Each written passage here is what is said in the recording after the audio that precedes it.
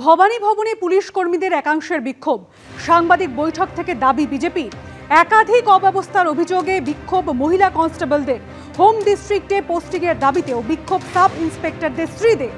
একাধিক ইস্যুতে বিক্ষোভ দেখান র্যাফের কর্মীরা। পুলিশের পাশে থাকার বার্তা বিজেপি।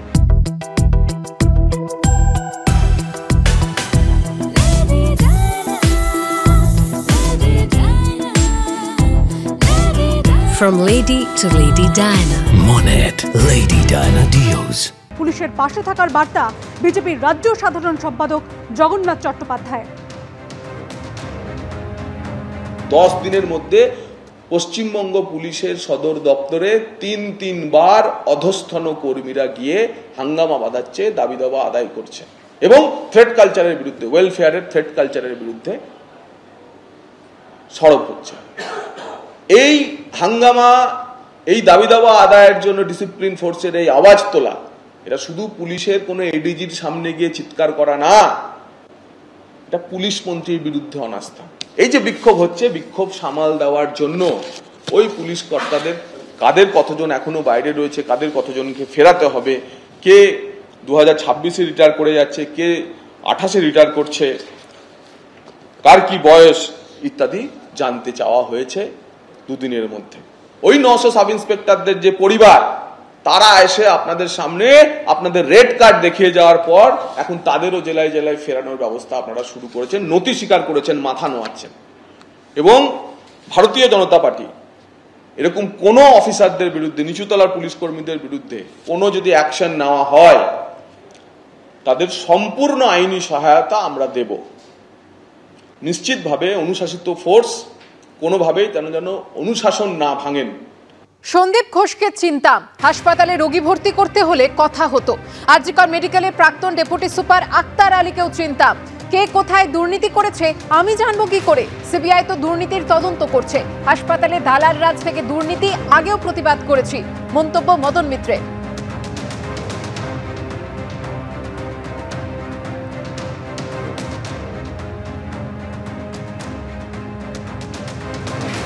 সন্দীপ বাবুকে আমি চিনতাম। দেখুন, এখন যদি আমি বলি চিনতাম না, উনি এতে ছিলেন চিত্তরঞ্জনে, তারপরে সাগর দত্ত এসছেন এই আরজি করে।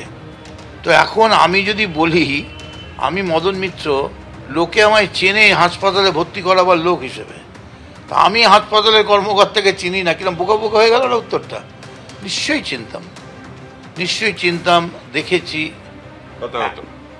কথা কি হবে, আমাদের তো আর প্রেমের কথা হবে না, বলে একটাই কথা হতো, আমাদের ব্রেনটা পড়ে লরির তলা ব্রেনটা ছিটরে গেছে, নয় পেটের ওপর দিয়ে চাকা চলে গেছে, নয় হাঁটু দুটো ভেঙে গেছে, নয় কিডনি বদল করতে হবে, নয় এক্ষুনি ব্লাড চাই। এর বাইরে তো অন্য কোনো প্রেমের কথার তো জায়গা ছিল না আমাদের। তবে সন্দীপ ঘোষের সঙ্গে আমার সেরকম কোনো সুযোগ হয়নি কথা বলার, তবে আমি চিনতাম তো নিশ্চয়ই। এবং আরজি করে থাকার প্রিন্সিপাল যখন ছিলেন, নিশ্চয়ই আমাদের বারবার এই যে আক্তার আলী যিনি কেস করেছেন, ওকেও আমি চিনি, চিনতে তো আমায় হবেই। আমি যদি বলি না চিনি না, তাহলে আমি কি দেওয়ালের সঙ্গে কথা বলে পেশেন্ট ভর্তি করতাম? পেশেন্ট ভর্তি করতাম, এটা কি অন্যায় নাকি আমার? কিন্তু যাকে চিনতেন তিনি দুর্নীতির অভিযোগে গ্রেপ্তার হয়েছেন, সিবিআই থেকে গ্রেপ্তার। ভালো, এইগুলো তখন টের পাননি? এত চিনতেন কি করে চিনবো আমি কি নাকি রাত্রিবেলা গভীর অন্ধকারে আমি বেতালের মতো ফ্যান্টামের মতো ঘুরে ঘুরে বেড়াতাম নাকি? এটা আমার কাজ নাকি? না আমি খোঁচর? আমার সকালবেলা দরকার হতো, রাতের বেলা দরকার হতো কে কোন পেশেন্ট মারা যাচ্ছে, মরিবান, কাকে সাপে কেটেছে, কে গাছ থেকে পড়ে গেছে, কে ছাদ থেকে পড়ে গেছে, কার মাথার ঘিলু বেরিয়ে গেছে, সেই পেশেন্ট ভর্তি করার জন্য আমি আমার লোক পাঠাতাম, প্রয়োজনে হাসপাতালে অ্যাম্বুলেন্সের ব্যবস্থা করতাম ইত্যাদি। এদের মধ্যে যদি দুর্নীতি থাকে, সিবিআই তো তদন্ত করছে। হাসপাতাল প্রশাসনের সঙ্গে আপনার প্রায় নারীর টান। এসএসকেএম একটা সময় বাম আমল থেকে আপনি এসএসকেএমে মানে রোগী ভর্তি করিয়েছেন বা সেখানে থেকেছেন। এখনো করেন। মাঝে বিরক্ত হয়েছিলেন একবার। তারপর সাগর দত্ত, কদিন আগে মমতা বন্দ্যোপাধ্যায় ঘোষণার আগে পর্যন্ত আপনি সেখানকার চেয়ারম্যান ছিলেন রোগী কল্যাণ সমিতি।